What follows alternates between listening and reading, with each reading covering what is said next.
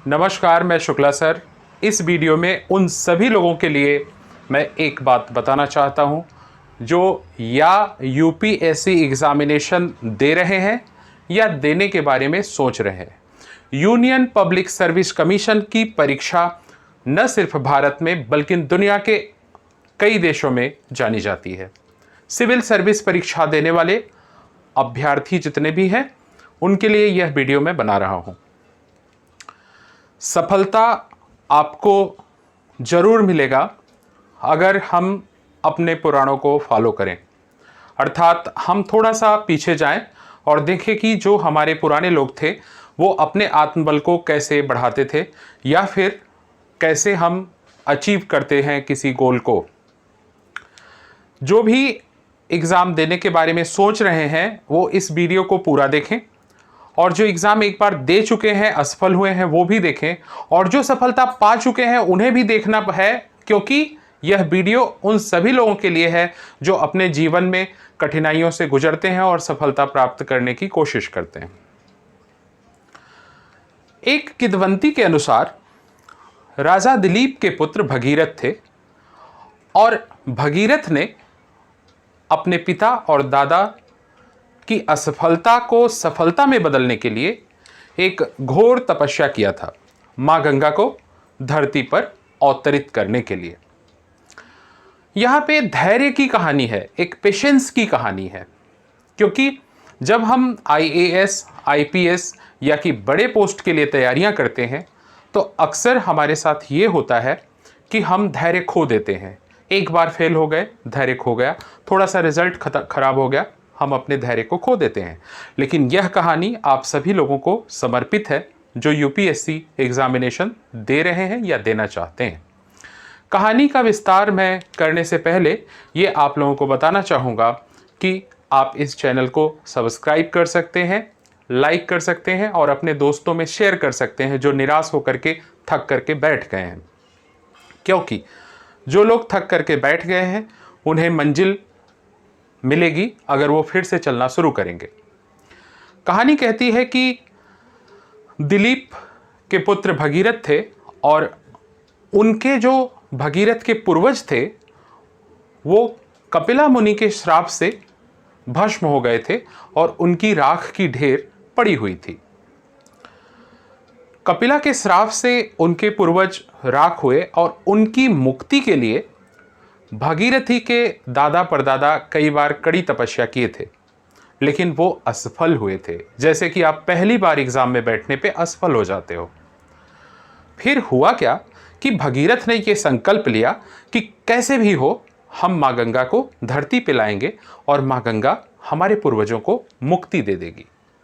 कपिला के श्राप से मुक्ति न पाने की वजह से उनके जितने भी पूर्वज थे वो प्रेत आत्मा बनकर के भटक रहे थे, और इस कोशिश में भगीरथ के दादा परदादा भी लगे हुए थे कि गंगा आए और उन्हें मुक्ति मिले। लेकिन ऐसा नहीं हुआ। भगीरथ ने संकल्प लिया, जैसे आप संकल्प लेते हो कि अब हमें आईएएस बनना ही है, पीसीएस बनना है, यूपीएससी एग्जामिनेशन हमें क्लियर करना है, वैसा ही भगीरथ ने संकल्प लिया कि अब चाहे जो हो जाए हमें माँ गंगा को नीचे लाना होगा। माँ गंगा को धरती पर लाने के लिए भगीरथ ने सबसे पहले ब्रह्मा जी की तपस्या की। उन्हें ऐसा लगा कि ब्रह्मा जी के कमंडल में माँ गंगा रहती हैं और वहाँ से हमें प्राप्त हो जाएंगी। कठोर तपस्या के बाद ब्रह्मा जी ने कहा कि नहीं, गंगा हमारे पास नहीं है, और अगर हैं भी तो हम तुम्हें नहीं दे सकते, क्योंकि ये गंगा की तपस्या तुम्हें करना पड़ेगा। फिर से भगीरथ, आप जैसे लोग थक जाते हैं, लेकिन भगीरथ थके नहीं, बिल्कुल रुके नहीं। वो अनवरत फिर से माँ गंगा की आराधना करने लगे, तपस्या गंगा के लिए शुरू किया। पहली तपस्या ब्रह्मा के लिए खत्म हो गई, असफलता मिली, अब गंगा के लिए तपस्या शुरू हुई। माँ गंगा उनकी घोर तपस्या से प्रसन्न होकर के आई और बोली, भगीरथ मैं तुम्हारे साथ चलने के लिए तैयार हूँ, लेकिन मुट्ठी भर अपने लोगों की मुक्ति के लिए तुम संसार को विनाश के लिए ले जा रहे हो। भगीरथ ने कहा, बात समझ में नहीं आई माँ, आप कैसा कहना चाहती हो।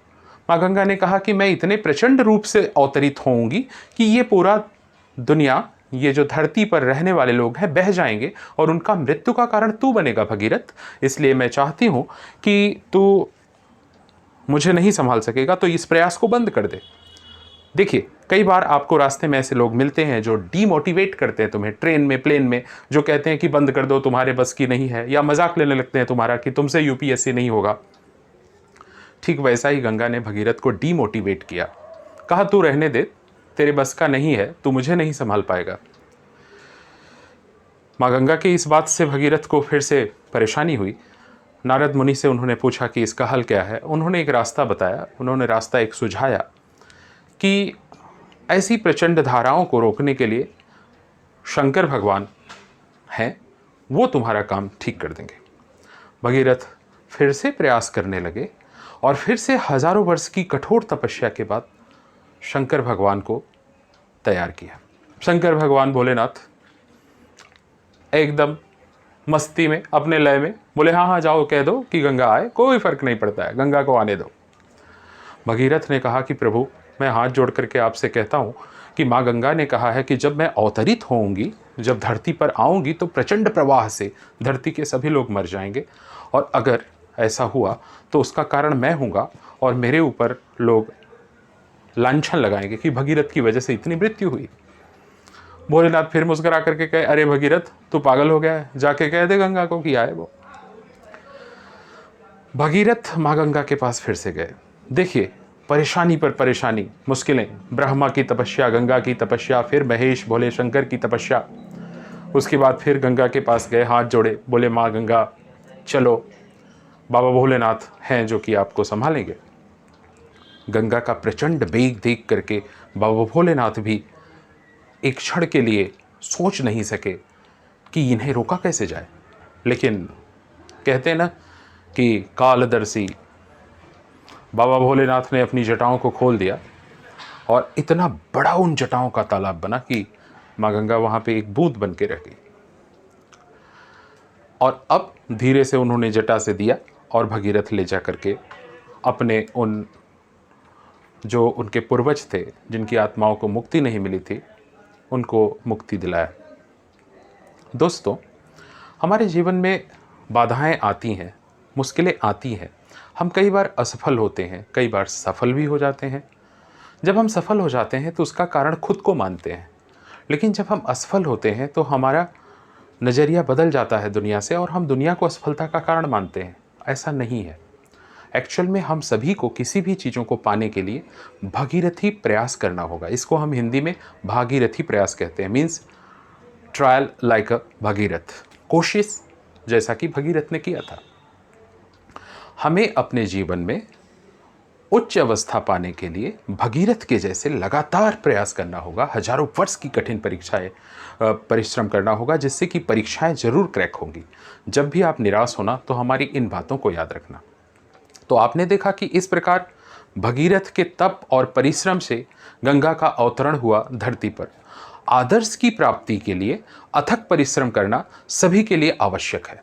अथक परिश्रम, बिना रुके लगातार परिश्रम करना होगा। अपने लक्ष्य को प्राप्त करने के लिए कड़ी मेहनत का कोई विकल्प नहीं है। बिना कड़ी मेहनत की आप सफलता नहीं पाएंगे। बाधाएं और बाधाएं होंगी, लेकिन हमें जीतना होगा, हर हालत में जीतना होगा। जो लोग भी यूनियन पब्लिक सर्विस कमीशन अर्थात यूपीएससी का एग्जामिनेशन देना चाहते हैं, उन सभी से मेरा रिक्वेस्ट है कि इस चैनल को लाइक और सब्सक्राइब कीजिए, इस कहानी को लोगों को शेयर कीजिए, क्योंकि मैंने मुखर्जी नगर में, भोपाल में, इलाहाबाद और न जाने कितने शहरों में देखा है जहाँ पे जवान हमारे भाई बहन भटकते रहते हैं यूपीएससी की परीक्षा करने के लिए, और कई बार तो असफलता भी उनके हाथ में लगता है। मैंने मुखर्जी नगर की उन गलियों को देखा है जहां की सुबह और शाम हमेशा जैसे कि माला जप रही हो यूनियन पब्लिक सर्विस कमीशन के लिए। आपको ढेर सारी शुभकामनाएं। इस कहानी को जितना हो सके शेयर कीजिए, इससे आपकी थकान खत्म होगी और फिर से लड़ने का उस परीक्षा से जज्बा पैदा होगा। मुझे देखने के लिए और सब्सक्राइब करने के लिए धन्यवाद। Thank you very much. आपको फिर नए वीडियो के साथ मिलेंगे।